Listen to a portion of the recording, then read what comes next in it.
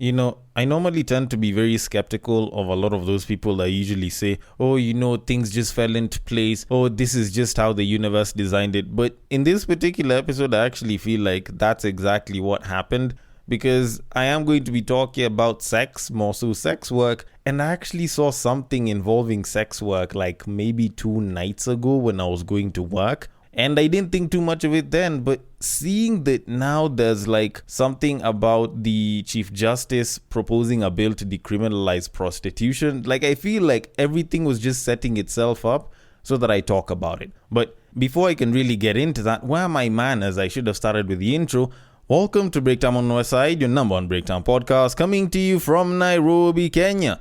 The man on the mic is Denver B. This is a much shortened version, no instrumentals, trying to keep it, pretty raw and pretty straight to the point so that I don't beat about the bush and I keep things simple. Because, I'm more or less on break. I don't need to, throw in so much fluff around stuff. Although I do need to throw some opinions into this one, because this episode is carrying a discussion that I feel a lot of people have had casually but have never really thought of it to be a real thing up until this story came out. Now, to kind of give you guys a little bit of context to this, now, on the 24th of October 2023, the Chief Justice Martha Koome actually proposed a bill to decriminalize prostitution. This means Kenyans who engage in prostitution will no longer be penalized if the Penal Code Amendment Bill 2023 is passed into law. Now, I stumbled upon this via Reddit because, my head was kind of under a rock somewhere for a little bit, and there was a bit of a discussion on it, because now a new discussion came up, which was legalizing of prostitution. And from the Reddit post, I'm just going to read it for you real quick. So it says, and I quote, "What do you guys think of the bill proposed by CJ Koome to decriminalize prostitution? If there was one business that is booming in Kenya, it is prostitution in various shapes and forms. Dating apps are pure prostitution apps these days. Many campus girls engage in kuleng wababas in exchange for sex, and that is prostitution. We all know that these massage places are just brothels in disguise. I bet many here on the sub are prostitutes. They're everywhere if we are honest. Most guys nowadays, except me, sleep with prostitutes because they're just all over, and most women ask for money for salon, nails, fare, and they're just all the same as prostitutes on the streets to men. I support the move by CJ Koome to legalize prostitution because, 1, prostitutes should pay taxes. They are making a lot of money tax-free at the moment. It should be legalized and taxed. 2, if prostitution is made legal, it can protect prostitutes who will be free to report clients who abuse them or take advantage of them. 3, prostitution is already happening and it is rampant. All these spas are actually prostitution going on in our neighborhoods. They make it look like massage, but uko ndani, it's still simple prostitution. 4, we can have sex tourism to boost tourism revenue and forex earnings. 5, rules can be set once it is legal to ensure that only willing adults participate in the business. 6, we can have online forms of prostitution like OnlyFans and so on to give more people a chance to make money." End quote. Now, when I did see this, there were quite a number of people that were sort of for or against the entire thing. And there's a lot of points that are for, and there are a lot of points that are against the legalization of prostitution in today's day and age. And, to be very honest, from my perspective, I don't think it's very easy for you to be fully for or fully against the idea of prostitution, if you're a level-headed thinker, that is.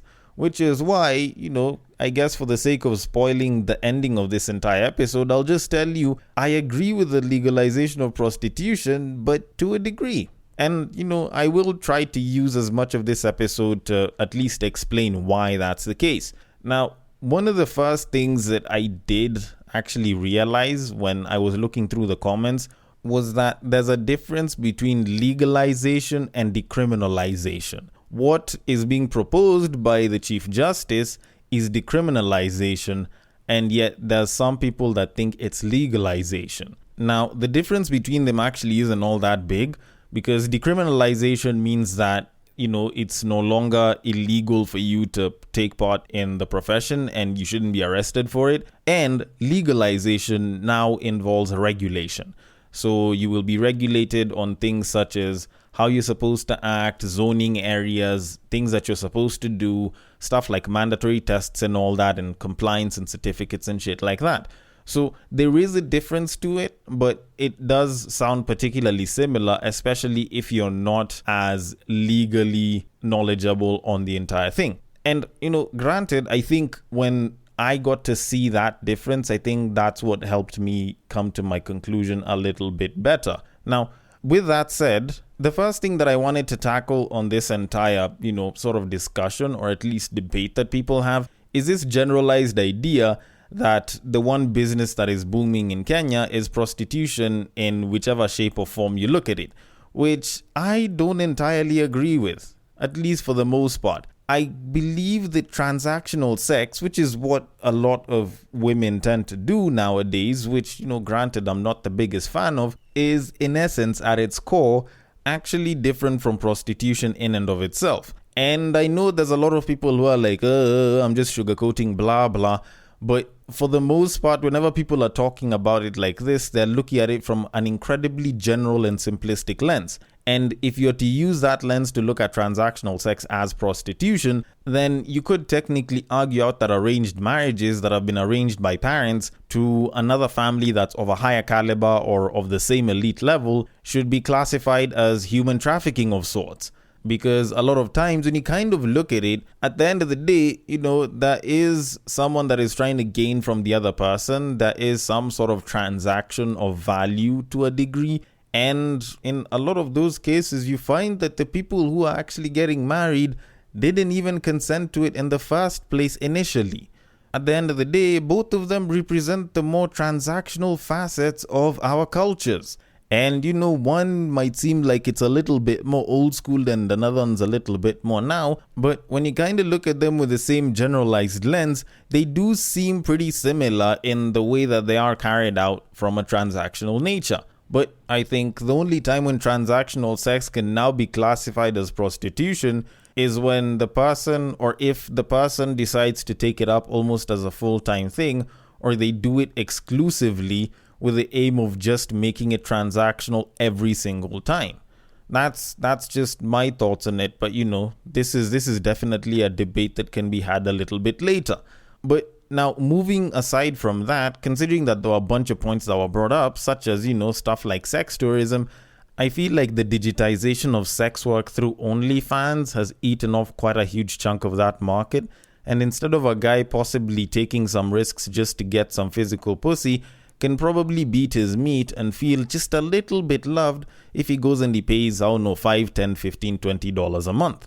But, that one I could also be wrong about. But, considering that these guys are also talking about OnlyFans, it could possibly be beneficial if you were to probably look at it from a tax perspective, which is how this government's been looking at most things for most of this year, to be quite honest. This shit is becoming a little too much. Which, for some reason, a lot of people believe that if you legalize prostitution, then we can make a shit ton of money on taxes and shit. But I don't really agree with that, and I'll explain why in a little bit. Because now I get to the part where I say that I agree to it, and I explain exactly why I actually agree to this entire thing. Because I did think about it, the whole decriminalization or even the legalization, and I do agree with it for mostly humanitarian reasons as opposed to economic or commercial ones.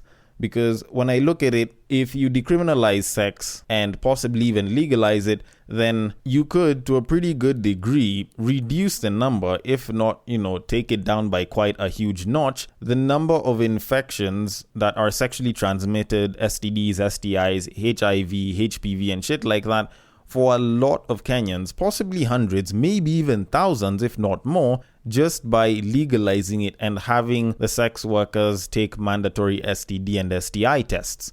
That, I think, can help them quite a bit. Secondly, if they're decriminalized and possibly even legalized, they can report abusers who can, go and repeat abusive behaviors, possibly even murders and shit, and bring them to book, which can actually be particularly good. Thirdly, that can reduce the amount of abuse that they take, meaning that their mental health is a lot better and shit like that. Possibly even reducing the amount of illegal drug use and shit.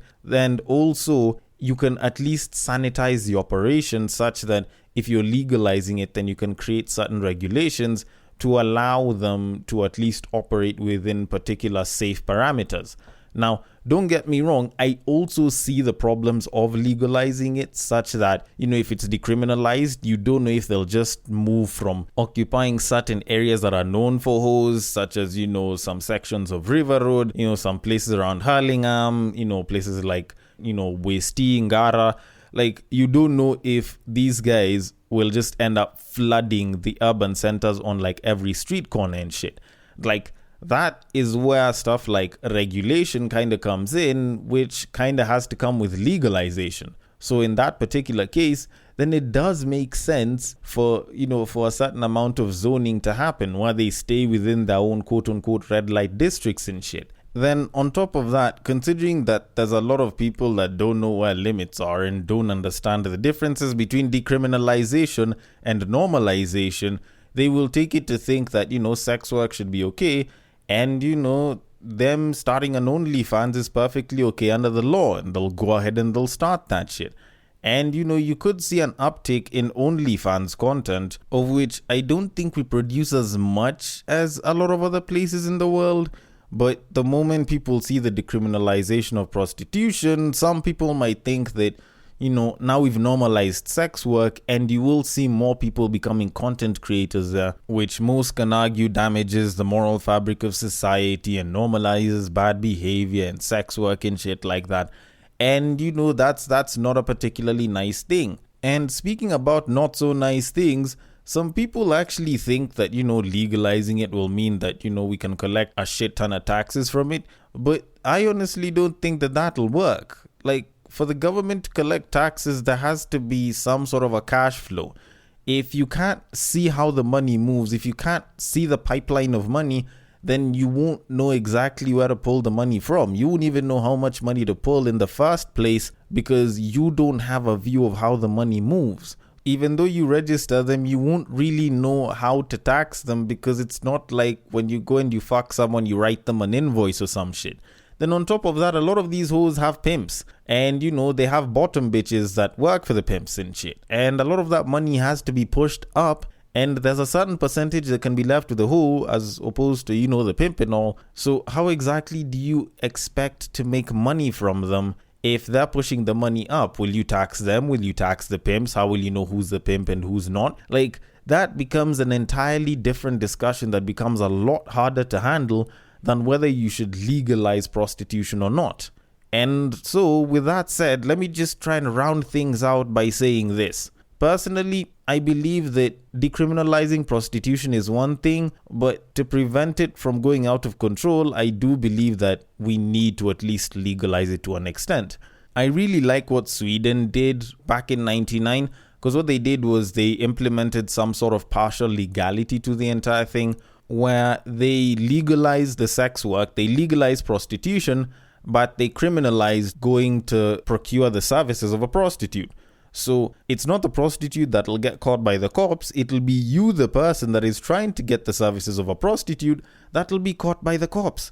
And when you kind of think about it, that's a much smarter plan than trying to catch hoes, because you practically go for the money. And if you can cut off the lifeblood of any business, which is usually the money, then the business ceases to survive. And in that particular case, I think that could be a much smarter way to deal with the entire prostitution thing, at least for those who are pro-legalization.